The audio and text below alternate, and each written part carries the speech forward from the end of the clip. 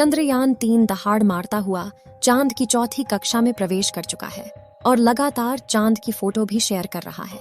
लेकिन चंद्रयान-3 को लेकर उम्मीद लगाए बैठे करोड़ों लोगों के लिए आई बुरी खबर।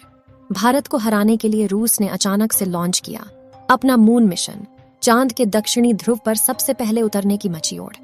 इसी ओढ़ में भारत का चंद्रयान-3 और रूस के लूना 25 के आपस में टकराने का खतरा आया सामने। यह स्पेस एक्सप्लोरेशन है या भारत को नीचा दिखाने की कोई साजिश? दोस्तों, हमारा चंद्रयान-3 इस समय चांद के चौथे ऑर्बिट में चक्कर लगा रहा है और यह चांद पर उतरने के काफी नजदीक है। हम सभी भारतीय मिशन को लेकर बहुत ज्यादा उत्साहित हैं और इस उत्साह की एक बड़ी वजह यह भी है कि हमारा अंतरिक्ष यान चांद के दक्षिणी ध्रुव में उतरने वाला है। जैसा कि हमें उम्मीद थी कि इस मिशन के सक्सेसफुल होते ही भारत चांद के इस इलाके में उतरने वाला दुनिया का पहला देश बन जाएगा। लेकिन हमारी इन उम्मीदों को बहुत बड़ा झटका लगा है, क्योंकि अचानक से बिना शोर शराबा किए ही रूस ने अपना अंतरिक्ष यान लूना 25 लॉन्च कर दिया है। साथ ही इसका प्लान अपने स्पेसक्राफ्ट को चांद के दक्षिणी ध्रुव में चंद्रयान से पहले उतारने का है, यानी चांद के इस इलाके में सबसे पहले अपना झंडा गाड़ने का। जो सपना भारत ने देखा था उसको एक बहुत बड़ा झटका लगा है। लेकिन सवाल ये उठता है कि हमारा चंद्रयान तो काफी दिनों पहले से अपने सफर पर निकला हुआ है। ऐसे में रूस का यह यान हमसे पहले चांद पर कैसे पहुंच सकता है? क्या एक ही जगह जाने पर 2 मिशन आपस में टकरा जाएंगे? और सबसे बड़ा सवाल यह है कि रूस ने भी इसी समय अचानक से इस मिशन को क्यों लॉन्च किया, जबकि रूस ने चांद पर अपना पिछला मिशन 47 साल पहले भेजा था। क्या यह भारत के खिलाफ कोई साजिश है? इन सभी सवालों के जवाब हम आपको आज इस वीडियो में देने वाले हैं, इसलिए वीडियो को अंत तक जरूर देखिएगा। आप देख रहे हैं जीके दृष्टि यूट्यूब चैनल। दोस्तों, जैसा कि हम सबको पता होगा, हमारे चंद्रयान-3 ने 14 जुलाई के दिन चांद पर पानी की खोज करने के इरादे से उड़ान भरी थी और जब से यह मिशन लॉन्च हुआ है, इसरो ने कई कीर्तिमान स्थापित किए हैं।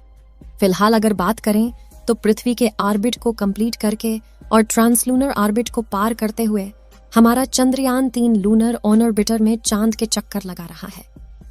इसरो की प्लानिंग के मुताबिक 16 अगस्त को चांद की 5वीं कक्षा पूरी करने के बाद इसकी डी ऑर्बिटिंग स्टार्ट करनी है और उसके बाद हमारा विक्रम लैंडर अपने रोवर और बाकी दूसरे उपकरण लेकर बड़ी ही सावधानी से 23 अगस्त के दिन चांद की सतह पर उतर जाएगा। अब उम्मीद तो सभी को यही थी कि इसकी सॉफ्ट लैंडिंग के साथ ही भारत चांद के दक्षिणी ध्रुव में उतरने वाला पहला देश बन जाएगा और यह एक बहुत बड़े गर्व की बात होती। लेकिन रूस की स्पेस एजेंसी रॉसकॉस्मॉस में भारत की उन उम्मीदों पर पानी फेरने वाला काम किया है। जैसा कि हमने बताया, रूस ने ना कोई ढोल नगाड़ा पीटे बल्कि बड़े ही शांति से अपने लूना 25 मिशन को लॉन्च कर दिया है और रॉसकॉस्मॉस के प्लानिंग के मुताबिक उनका ये स्पेसक्राफ्ट चांद से पहले चांद के दक्षिणी ध्रुव पर उतर जाएगा। अब यह सब कैसे पॉसिबल होगा और क्या रूस ने सिर्फ भारत को पीछे करने के लिए मिशन लॉन्च किया है? यह जानने से पहले चलिए रूस के इस मिशन के बारे में थोड़ा समझ लेते हैं। दोस्तों, आपको जानकर हैरानी होगी कि रूस ने अपना लास्ट लूना मिशन यानी लूना 24 आज से करीब 47 साल पहले 1976 में लॉन्च किया था। इस मिशन का मकसद चांद की मिट्टी और चट्टानों के सैंपल वापस पृथ्वी पर लाना था। इसके लिए लूना 24 के लैंडर ने चांद पर 18 दिन बिताए और सारे सैंपल कलेक्ट करने के बाद 6 सितंबर 1976 को वापस पृथ्वी पर लौट आया। रॉसकॉस्मॉस का यह मिशन पूरी तरह सक्सेसफुल रहा था, लेकिन इसके बावजूद 47 सालों तक उन्होंने अपना कोई भी मून मिशन लॉन्च नहीं किया और अब अचानक से उन्होंने अपना यह मिशन लॉन्च कर दिया है। लूना 25 मिशन की अगर बात करें तो इसने भारतीय समय अनुसार सुबह 5:30 बजे रूस के स्पेस बोर्ड वास्तुक बोर्ड रूम से उड़ान भरी थी। इस अंतरिक्ष यान का कुल वजन 1.8 टन है और ये अपने साथ 30 किलोग्राम वजन के वैज्ञानिक उपकरणों को लेकर सफर पर निकला है। रूस का लूना 25 मिशन का मकसद चांद के दक्षिणी ध्रुव पर सॉफ्ट लैंडिंग करने वाला दुनिया का पहला देश भारत नहीं बल्कि रूस को बनना है और चांद की आंतरिक संरचना और सरफेस मटेरियल पर शोध करना और पानी की खोज करना होगा। इसके लिए चांद की सतह में करीब 6 इंच गहरा गड्ढा खोदकर वहां से सैंपल निकालना होगा और फिर उसमें जमे हुए पानी की खोज करेगा, जो कि चांद पर मानव जीवन के पनपने के लिए बहुत महत्वपूर्ण है। अपने इन सभी कामों को अंजाम देने के लिए लूना 25 का लैंडर चांद पर करीब 1 साल तक रहेगा और एक्सपेरिमेंट करेगा, जबकि हमारे चंद्रयान 3 का मिशन सिर्फ 2 हफ्ते का होगा। अब बहुत से लोग के मन में यह सवाल भी उठ रहा होगा कि रूस का यह अंतरिक्ष यान हमारे चंद्रयान के लिए कोई बाधा तो नहीं बनेगा, क्योंकि दोनों मिशन तकरीबन एक ही समय पर चांद के एक ही इलाके पर होने उतरने जा रहे हैं। इस पर रूस की स्पेस एजेंसी की तरफ से यह कहकर आश्वासन दिया गया है कि दोनों मिशन एक दूसरे के रास्ते में बिल्कुल नहीं आएंगे, क्योंकि चांद का दक्षिणी ध्रुव बहुत बड़ा है और उस पर सारी स्पेस एजेंसियां एक साथ एक ही समय पर अपने मिशन भेज सकती हैं।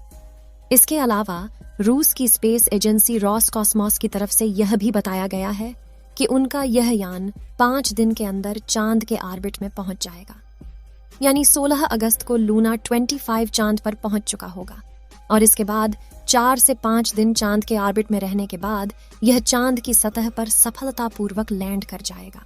इसका सीधा मतलब यह है कि अगर सब कुछ सही रहा तो लूना 25 हमारे चंद्रयान से करीब 1 या 1.5 दिन पहले चांद की सतह पर उतर चुका होगा।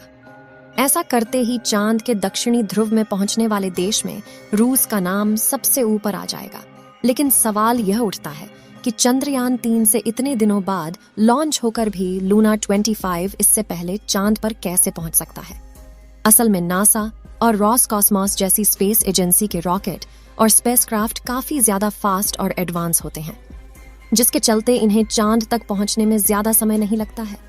अब अंत में सबसे बड़ा सवाल यही रह जाता है कि रूस ने अभी इस समय ही अपने इस मिशन को क्यों लॉन्च किया है। क्या उसका मकसद भारत को पहले स्थान पर आने से रोकना है? अब अगर हम रूस से सवाल करेंगे तो वह कभी नहीं कहेगा कि इस मिशन को लॉन्च करने के पीछे उसकी ऐसी कोई मंशा है। मगर इसका जवाब खोजने के लिए अगर हम इतिहास में थोड़ा पीछे जाए तो चीजें काफी हद तक साफ हो जाती हैं। फिर भी दोस्तों, हम किसी पर आरोप नहीं लगा रहे, लेकिन रूस और अमेरिका का इतिहास कुछ ऐसा ही रहा है कि वह स्पेस एक्सप्लोरेशन के मामले में हमेशा पहले नंबर पर रहना चाहते हैं। यहां तक कि 1951 से लेकर 1975 के बीच स्पेस एक्सप्लोरेशन के फील्ड में अमेरिका और सोवियत यूनियन के बीच मुकाबला भी लगा हुआ था। दोनों ही देश कुछ भी करके आगे निकलना चाहते थे। यहां तक कि इनकी सोच की वजह से बहुत से वैज्ञानिक, एस्ट्रोनॉट्स और बहुत से बेजुबान जानवरों को अपनी जान भी गंवानी पड़ी थी। इतिहास में इस इवेंट को स्पेस रेस का नाम दिया गया था। तब से ये दोनों देश इस फील्ड में खुद को सबसे आगे या कहें सबसे ऊपर रखना चाहते हैं। ऐसे में हमारा सोचना बिल्कुल गलत नहीं होगा कि रूस ने चांद के दक्षिणी ध्रुव में सबसे पहले पहुंचने वाला देश बनने के लिए ही यह मिशन लॉन्च किया है। हालांकि इस मामले पर कुछ भी यकीन के साथ नहीं कहा जा सकता, क्योंकि देखा जाए तो रॉसकॉस्मोस ने मूल रूप से अपने लूना 25 मिशन को अक्टूबर 2021 के लिए प्लान किया था। बल्कि इतिहास में थोड़ा और पीछे जाकर देखें तो पता चलता है कि ये मिशन अलग अलग कारणों के चलते करीब 25 सालों से डिले हो रहा था। यानी ऐसा नहीं है कि रूस ने भारत को पीछे करने के लिए ही अभी ताजा कोई मिशन बनाया है। यही वजह है कि इस मामले में खुले तौर पर कुछ भी कहना उचित नहीं होगा। लेकिन सच्चाई यही है कि रूस के प्लान में अगर कुछ गड़बड़ी नहीं हुई तो भारत अब चांद के दक्षिणी ध्रुव पर उतरने वाला दुनिया का पहला देश नहीं बन पाएगा। आपको क्या लगता है, क्या रूस ने यह रिकॉर्ड अपने नाम करने के लिए जानबूझकर इस समय लूना 25 मिशन लॉन्च किया है? अपना जवाब कमेंट के माध्यम से जरूर शेयर कीजिएगा। चलिए दोस्तों, इस वीडियो को यहीं पर खत्म करते हैं। इस वीडियो को एक लाइक जरूर करें और अपने मित्रों तक इस वीडियो को शेयर करें ताकि उन्हें भी जानकारी मिल सके, और अपने भरोसेमंद चैनल को सब्सक्राइब जरूर करें और बेल आइकन को ऑल पर सिलेक्ट करना बिल्कुल ना भूलें। मिलते हैं किसी और नॉलेजेबल वीडियो के साथ। वीडियो को अंत तक देखने के लिए धन्यवाद।